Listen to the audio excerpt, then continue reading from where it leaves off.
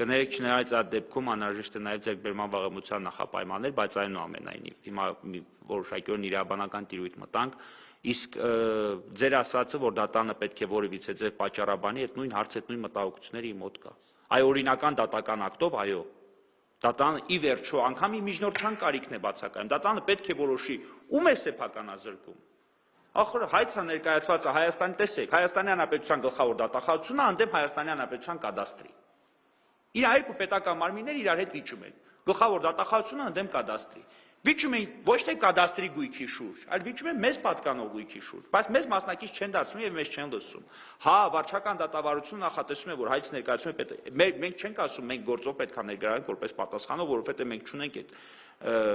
իրավական հնար, բայց մեր սեփականազրկման հարցն է քննարկում։ Մենք պետք է լսված լինենք, մենք պետք է մեր դիրքորոշումները ներկայացնենք, մենք պետք է դատական ակտի մեր անհամաձայնությունը արտահայտելու հնարավորություն ունենանք։ Լավ, եթե գտնում ես կառավարությունը չի, ով է գրանցված իրավատերը, իրան էլ ներգրավի, ես հստակ դատարանին այդ խնդրանքը գրել եմ։ Ասել եմ դուք ex officio դուք ի պաշտոնե գործի քննություն եք իրականացնում։ Հա, վարչական դատարանը երրորդ անձան ներգրավում անձի համապատասխան դիմումի հիման վրա, բայց վարչական դատարանը զրկված չի նաև իր նախաձեռնությամբ գործող մասնակից դարձնելու։ Ի վերջո ում է սեփականազրկում, այդ մարդին երրորդ անձ դարձրու, այդ անձին երրորդ անձ դարձրու։ Չի դարձնում եւ չդարձնելու պատճառը այս դատական ակտը սրանով վերջնականապես հարցի լուծումն է։ Մայիսի 22-ին կայացվեց, հունիսի 23-ին մտավ ուժի մեջ, վերջ էր մենք որևէ գործողություն չենք կարողանալու կատարել։ Բայց եթե պայմանական մենք լինեինք երրորդ անձ, մենք կարող ենք այդ դատական ակտը բողոքարկել, օրինակ վարչական դատանը, վերջական վերաքննիչ դատանը իր հաջորդի որոշումը կայացվեր 27 կամ 28 թվականին։ Էլ ես չեմ խոսում Վճռաբեկ դատարանի մասին։ Եվ մեր նպատակը երրորդ անձ ներգրավելու, ձեզ բաց բոլորին ասեմ, ես այնպես չի, որ Զարիկյանից ակնկալում եմ, որ ինքը կայացնելու է հայցը մերժելու վերաբերյալ վճիռ։ Կարծում եմ, ես այսպես եմ գնահատում, որ մինչև հիմա իր արտահայտած դիրքորոշումները արդեն իսկ վկայում են իր իմ կարծիքով կանխակալ լինելու մասին եւ կայացվելու է հայցը բավարարելու վերաբերյալ դատա, որովհետեւ դու իրավասուբյեկտությունը չես ընդունում գրանցված իրավատիրոջը, դու ոնց կարող է այդ հայցը մերժես։ Երբ որ դատախազությունը իր հայցը հիմնավորում է նաեւ Արցախի իրավասուբյեկտայնության բացակայության, բայց դու արդեն միջանկյալ դատական ակտով դրան տալիս ես գնահատական։ Ինչևէ, մեր նպատակը այն է, որ գոնե այս դատական ակտը բողոքարկենք, միգուցե քանի որ հետագան կախված է պետության կողմից վարվող քաղաքականությունից, միգուցե հաջորդ իշխանությունը այս նույն քաղաքականությունը չի վարի եւ դատախազությունը կհրաժարվի իր հայցից։ Բայց այս հնարավորություն, այսքան իրանք էլ են շատ լավ գիտակցում եւ հասկանում։ Եվ դրա համար մայիսի 22-ի վճիռը իրենք նախատեսում են, որ ուժի մեջ է մտնելու հունիսի 23-ին։ Եվ դրա հիման վրա արդեն այս պետական գրանցումը անվավեր համարվելով Արցախի բոլոր ներկայացուցիչներին դուրս են բերելու տարածքից։ Իհարկե մենք դրա հակաքայլերը ունենք, մենք արդեն ունենք մտածված մարտավարություն, ես շտապում եմ իրենց հուսահատել, մենք ունենք նաև գրանցված իրավատեր, ով որ այս գույքի անհատույց օգտագործողն է հանդիսանում, խոսքը վերաբերում է Fides Universal վարկային կազմակերպությանը, որ ժամանակին գրանցվել է այստեղ որպես գույքը օգտագործող եւ իրանց արդեն Զարիկյանը ստիպված, դատավոր Զարիկյանը ստիպված երրորդ անձ ներգրավել է եւ իրենց համնից մենք մեր դիրքորոշումներն էլ կներկայացնենք, բողոքարկման իրավունքից էլ կօգտվենք, բայց փաստը մնում է փաստ, որ կոնկրետ իրավատերը Արցախ հանրապետությունը զրկված է դիրքորոշում ներկայացնելու եւ փաստաթղթեր ներկայացնելու հնարավորությունից։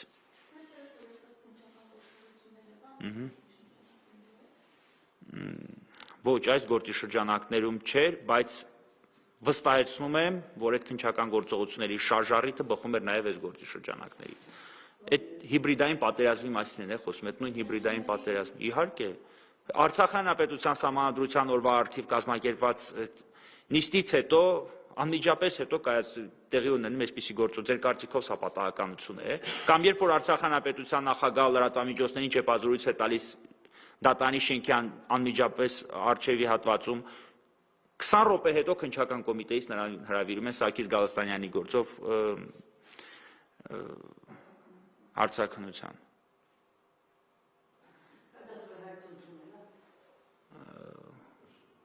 Կադաստրը որևէ դիրքորոշում ընդհանրապես չի ներկայացրել։ Կներեք ոչ թե Սարգիս Գալստանյանի գործով էին կանչել հարցաքննության, այլ Բագրատ arczepiskopos Գալստանյանի գործով էին կանչել հարցաքննության։ Ընդ որում ներկայացության շենքում տեղի ունեցող իրադարձություններն էլ պայմանավորել են, ես այս մասին արդեն նախապես հայտարարել էի, միջև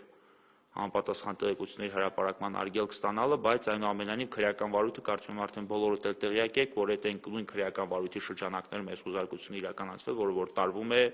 Սամվել Կարապետյանի նկատմամբ։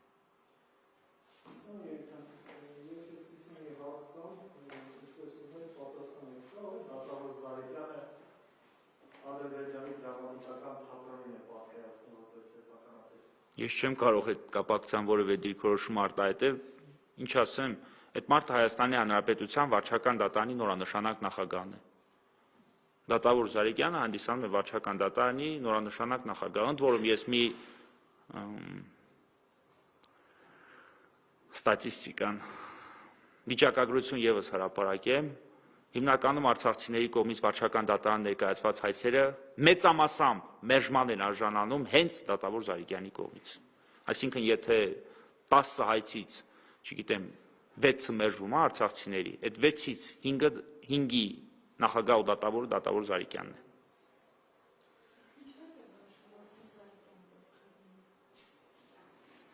Իրականում ինչպես է որոշում, թե ինչպես պետք է որոշվի։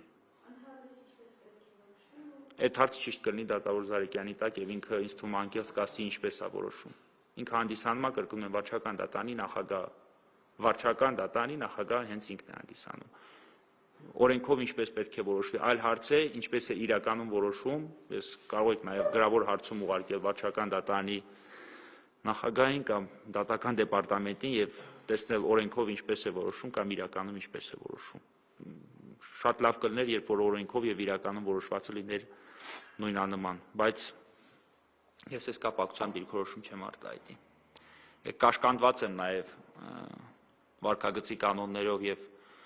հնարավոր քրեաիրավական հետևանքների վրա հասնելու մտավախությամբ, ուստի փորձում եմ լինել հնարավորինս զուսպ այդ մասով։ Ամեն դեպքում նշեցիք, որ